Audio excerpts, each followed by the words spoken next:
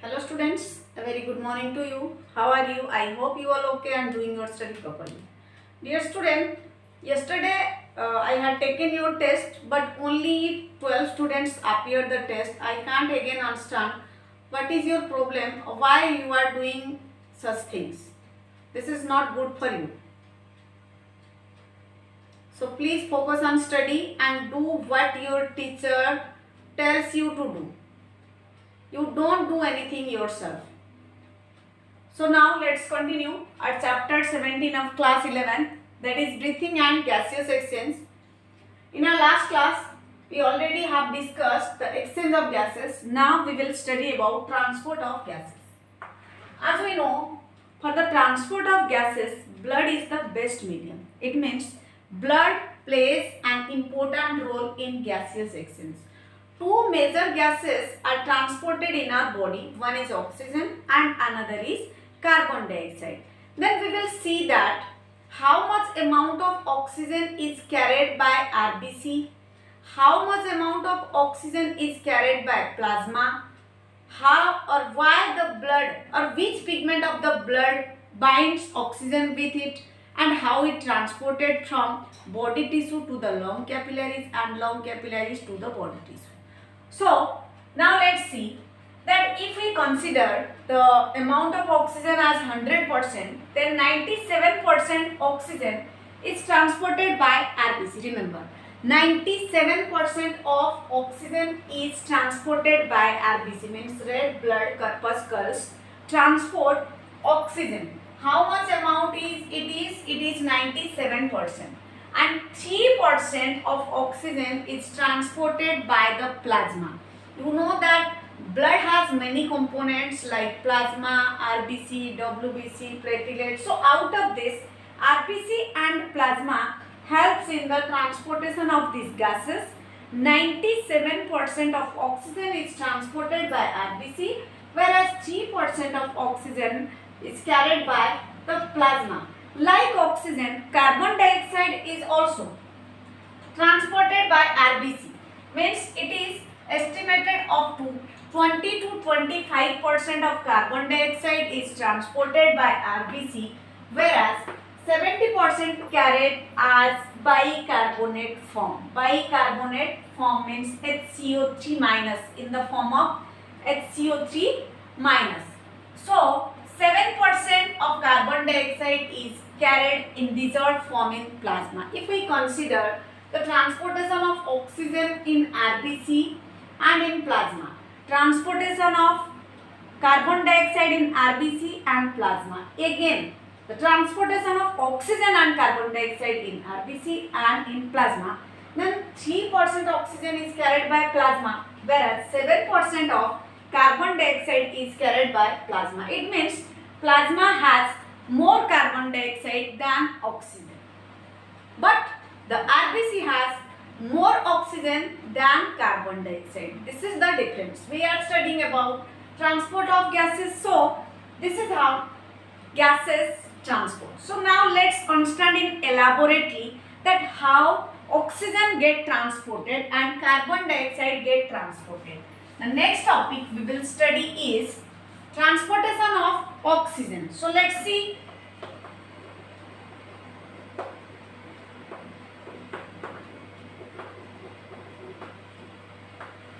Transportation of oxygen. As you know that oxygen can transport alone. So it needs a pigment which binds that oxygen. So in the blood, a pigment named as hemoglobin, which is red color pigment or gives red color to the blood.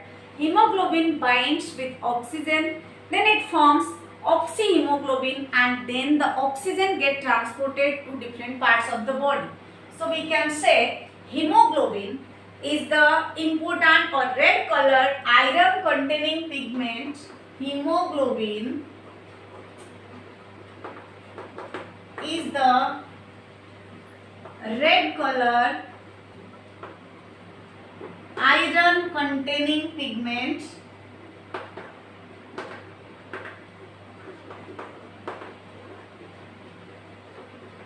that binds with oxygen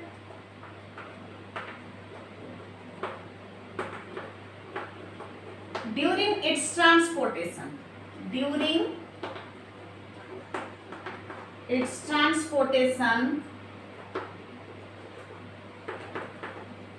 and forms oxyhemoglobin.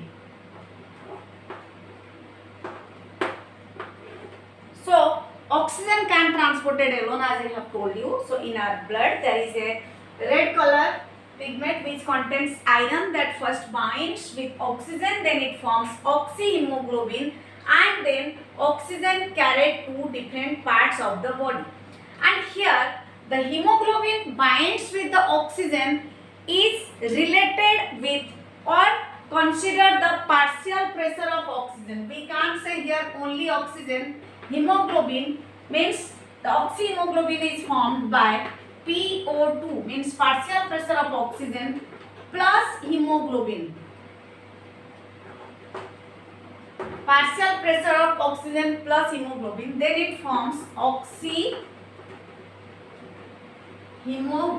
As I have told you about what is partial pressure of oxygen and what is partial pressure of carbon dioxide. Partial pressure of oxygen means when we inhale, we take many gases, but out of these gases, the amount of oxygen is considered as the partial pressure of oxygen. So, while we are inhaling, then how much amount of oxygen get bind with hemoglobin and then transport. So, that is called as oxyhemoglobin. So, this is so simple to understand that how oxygen get transported. Oxygen get transported after binding with hemoglobin and it forms oxyhemoglobin.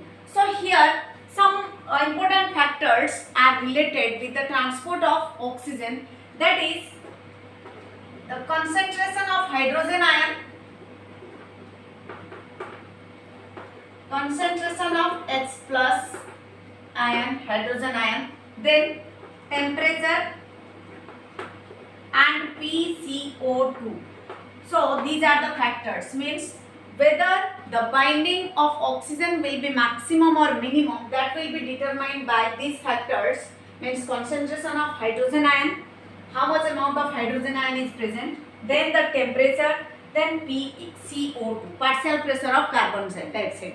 In this way we can see there is a oxygen dissociation curve. If we see the graph, then we can write that how the amount of oxygen is transported. So this graph will be formed like this.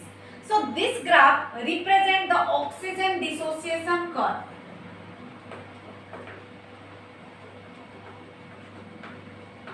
Oxygen dissociation curve means when the oxygen will get dissociated and when the oxygen get associated.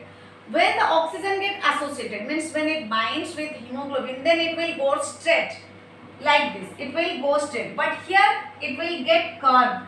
So why this happen? And when the oxygen get straight or increases, remember students, here I have told you that concentration of hydrogen ion, temperature and PCO2, partial pressure of carbon dioxide, is major factors or important factors to determine the amount of oxygen that is transported. So how they are affect the rate of binding of oxygen with hemoglobin and transportation of oxygen.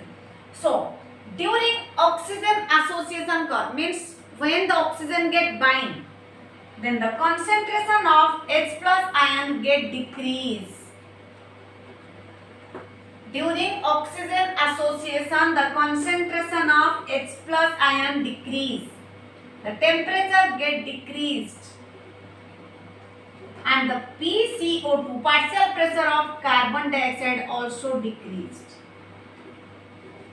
When these conditions are found in the blood, then the oxygen get associated. And we can see the graph like this.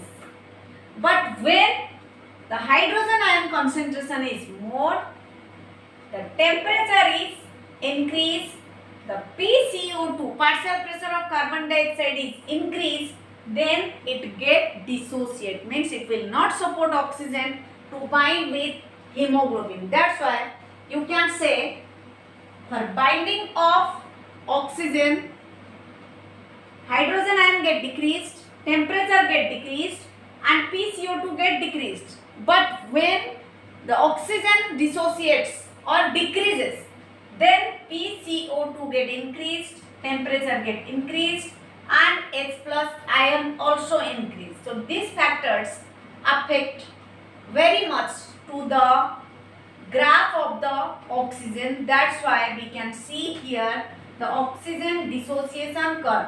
If the question will ask to you what is oxygen dissociation, means oxygen का जो oxygen जो बंधता है haemoglobin के साथ वो कब कम हो जाता है, ऑक्सीजन का बाइंड होना कब कम हो जाता है, तो आप तब लिखोगे ऑक्सीजन का ज्यादा पहले कब होता है, ज्यादा तब होगा जब हाइड्रोजन आयन कम होगा, टेम्परेचर कम होगा, कार्बन डाइऑक्साइड कम होगा। पर ऑक्सीजन कम कब होगा, कम तब होगा जब हाइड्रोजन आयन ज्यादा होगा, टेम्परेचर ज्यादा होगा और PCO2 partial pressure of carbon dioxide ज्यादा होगा। तो इन कंडीशन के दौरान क्या होता है, इन कंडीशन के दौरान ऑक्सीजन डिसोसिएट होता है और एसोसिएट होता है।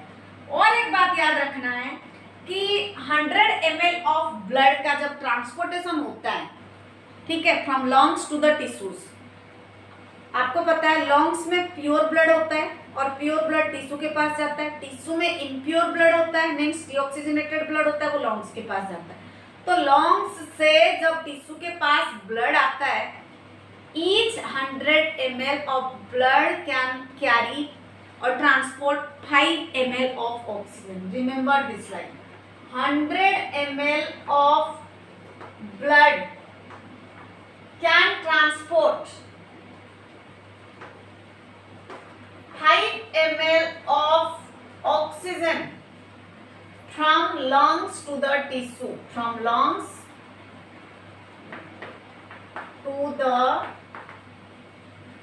tissue. So 100 ml of blood can transport 5 ml of oxygen to the tissues under normal physiological condition. Means if we are not suffering from any disease or if we have not any problem, then in this case or at that case the amount of oxygen transported is 5 ml. Each 100 ml of blood carries 5 ml of oxygen from lungs to the body tissue. As from lungs to the body tissue oxygenated blood comes, it means it carries oxygen towards the body tissue to fulfill the different requirements of the body.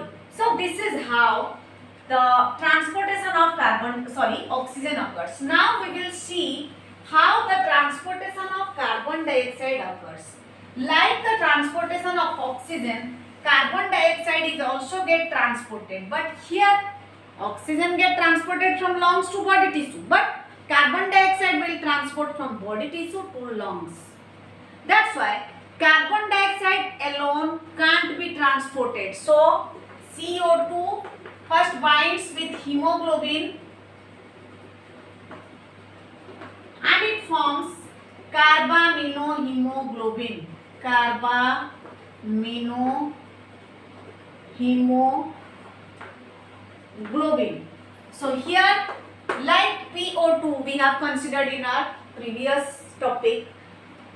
So PCO2, partial pressure of oxygen, will bind with hemoglobin and forms carbaminohemoglobin, and that carbaminohemoglobin is transported from tissue to lungs. Why here transportation occurs? Means here it goes CO2 to convert itself into O2. That's why it is transported from lungs or from tissue to the lungs. So exactly what happens? Exactly those things happen that happen in case of transport in oxygen, and it will be reversed. So for transport of carbon dioxide, transport of CO2, the condition will be, condition क्या होना चाहिए? Oxygen के लिए क्या हो रहा था? Hydrogen ion concentration कम हो रहा था, टेम्परेचर कम हो रहा था, कार्बन डाइऑक्साइड भी कम हो रहा था, बट यहाँ पे उल्टा हो जाएगा. For transport of CO2, first PCO2 will increase. क्योंकि यहाँ पे कार्बन डाइऑक्साइड का ट्रांसपोर्ट होगा तो ऑब्वियसली कार्बन डाइऑक्साइड का अमाउंट ज्यादा होगा, इसलिए PCO2 will increase, then X plus ion increase, temperature increase, and PO2 partial pressure of oxygen decrease.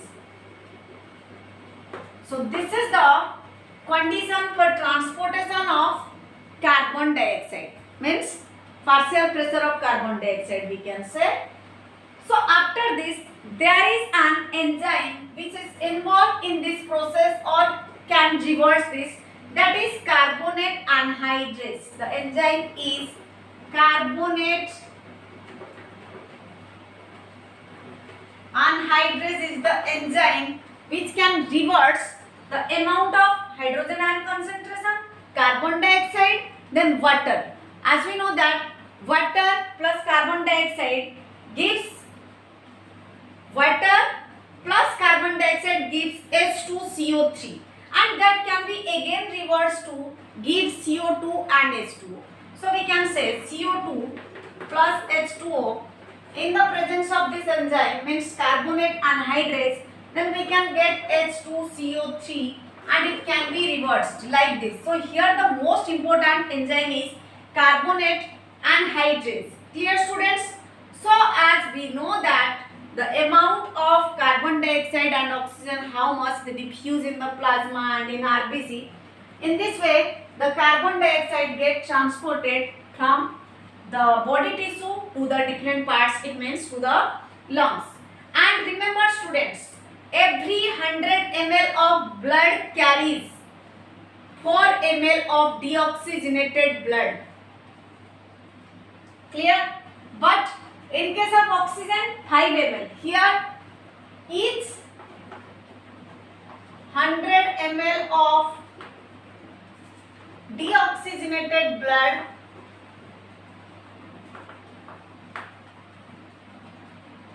can carry 4 ml of CO2 from from tissue to lungs. But while we are studying about transport of oxygen, it carries 5 ml and from lungs to body tissue. But here from body tissue to lungs. As you know, why the deoxygenated blood goes to the lungs? For purifying. जैसे कि आपको पता है कि जो deoxygenated blood है वो lungs के पास क्यों जाएगा? ऑक्सीजनेटेड होने के लिए. तो जब जाता है हर 100 ml ऑफ ब्लड कितना अमाउंट में कार्बन डाइऑक्साइड लेके जाता है? 4 ml. पर जब ऑक्सीजनेटेड ब्लड आता है तब 100 ml ऑफ ब्लड लेके आता है 5 ml. ये दो लाइन सबसे इम्पोर्टेंट है जो आपके नीट के एग्जाम में पूछता है ये ओलंपियाड के एग्जाम में भी पूछता है कि 100 ml ऑफ ब्लड जो है कितना ml ऑक्सीजन को कैरी करता है और 100 ml ऑफ ब्लड जो है डीऑक्सीजनेटेड ब्लड जो है वो कितने ml कार्बन डाइऑक्साइड को कैरी करता है. तो ऑक्सीजन के लिए आप लिखोगे 5 ml. Each 100 ml of blood carries 5 ml of oxygen, whereas each 100 ml of deoxygenated blood carries 4 ml of carbon dioxide. So this is how transportation of oxygen and carbon dioxide occurs, and this is all about your transport of gases. In the next class we will study about regulation of respiration.